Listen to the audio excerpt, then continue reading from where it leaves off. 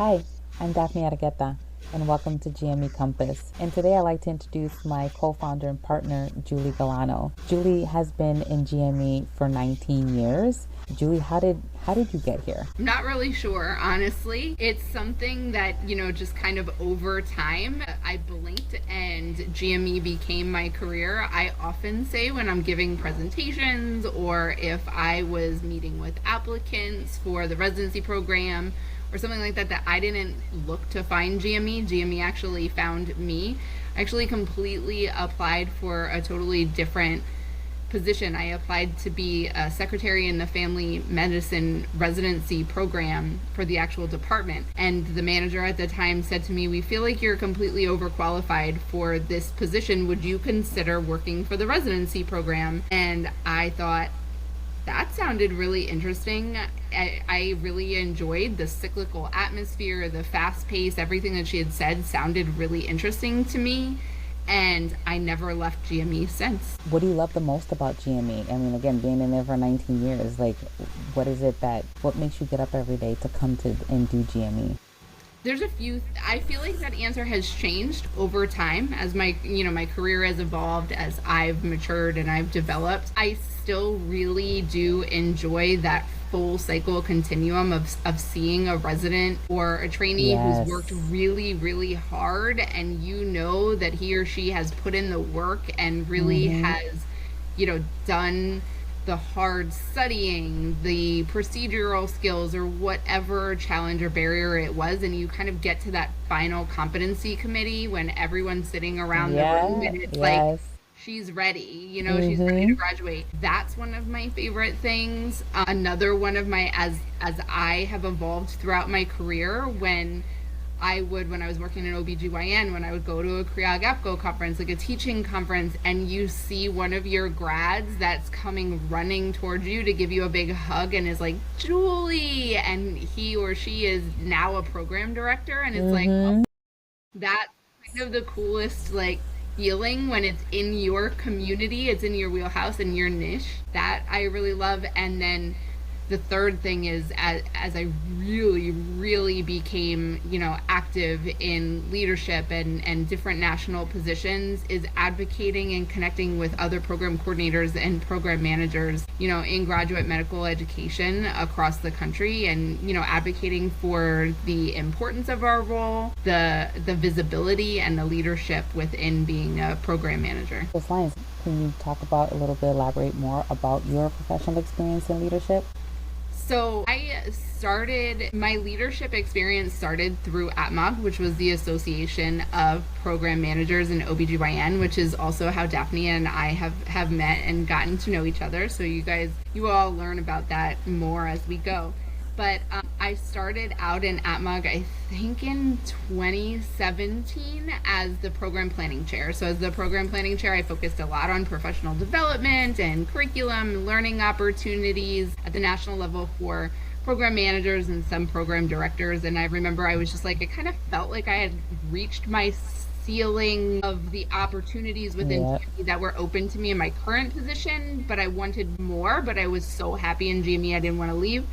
So there was a call for applications. I had no idea what it was, and I just applied for it. And I can remember we were at either the Kriag retreat or the conference, and my program director was in the hotel room on the left, and I was in the room on the right. And I looked at her and I said, "I should probably tell you I was just voted in today as the program planning chair for Maybe.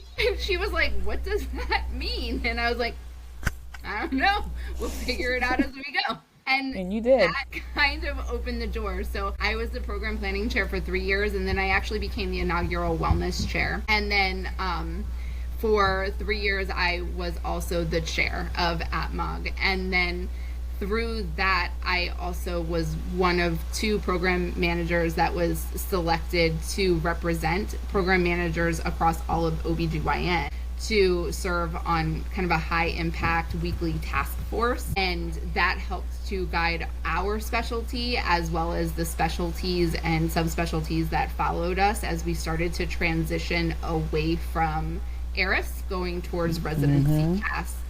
And that's where I really got my change management experience, a lot of my leadership communication experience. I had no idea when that opportunity and that door opened how much I was going to learn. And then through there, my partner and I were able to create a super users program because we felt like there was really a high need for boots on the ground training. And there's a lot of program manager specific barriers. And, while the program director is oftentimes kind of the neck of that process, the program manager is the spine and the head at the same time, where we're kind of like thinking, doing the things. And I always liken GME to fashion. We're always a season ahead. So I felt like my partner and I often would have questions or raise issues or raise barriers before the rest of the task force was ready to think about it, because we were already there. So that really taught me a lot, and that opened up the opportunity to create kind of a super users curriculum, opportunities, also leadership mentorship to other people. Yes. No, that's wonderful, Julie. But outside of GME, what do you like to do? What fills your cup? What fills my cup? My kids, of course. I have 2 kids. My son is 15. He's gonna be 16 in I can't believe it. 3 weeks. He's far more excited than I am. And then my daughter is also 12 and a half.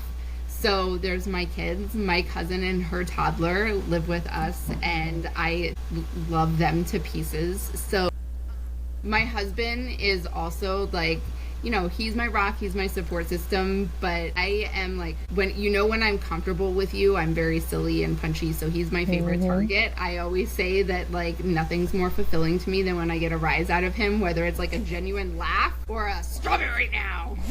He's my favorite person to pick on. And then in things that I like to do, I love gardening. I love my vegetable garden, and I have my seeds already started out in my greenhouse. Oh my gosh, you must be loving then this rain and stuff that we're getting. Yes, I love my vegetable garden. I am definitely one of those people. I make my own sauce and all that kind of stuff. Now, things that you never thought you would do, and now here I am. And I'm a self-proclaimed Disney nerd. I also something that I swore I never would be, and here I am, right? So we do all things Disney. We our family collectively loves Disney cruising the best. But we go to Disney at least once or twice a year. And we're DVC members and all that good stuff. Julie, what are your goals for GME Compass? That's a loaded question. Because I think this would be an entire episode on its own if you talk to the 2 founders. So I laugh because my joke goal that I keep saying, I love that you followed that question up with what do you like to do, because the goal that I keep saying is that we know that we'll make it when we become sponsored for a Disney cruise video. At Disney. Hello. At Disney, because Daphne and I have to get ourselves every episode Disney. Is going to be an at Disney. But genuinely, my goals for GME Compass is really, as I became chair at AtMog, it became more and more apparent to me that I felt a lot of the barriers that the business of medicine brings on what program managers and program coordinators really feel specifically, and how that affects the infrastructure and the accreditation process and being able to do a job the best way that we can, because we love and care so deeply about what we do. And I started to really see that I wasn't in a vacuum, and that there were a lot of program coordinators and managers that were feeling what I felt. And we also don't have CME. We don't have necessarily education money. When things get cut, the opportunities such as what we do are the first things to get cut. And I'm sure Daphne and I will talk a lot about it over the years and time with GME, but we talk a lot about legacy and succession, and much in medicine and medical education, how you talk about the generations that come after you, and how medicine is a lot about teaching the next generation of physicians, because ultimately it's about patient care. I do feel very passionately that it's about teaching the next generation of program coordinators and program managers, because at the end of the day, what we do helps to create better physicians in training, and that helps to take better care of our patients, and doing that in a way that it is from program managers who've been there, who've lived it, who've figured it out, who've felt the feels, in a way that's affordable, in a way that's easily accessible, and in a way that is kind of quick and easy to get to and access at the same time, because we're so busy and our time is so limited. So just feed into, create, and continue to grow that space and provide opportunities for my people, for my community.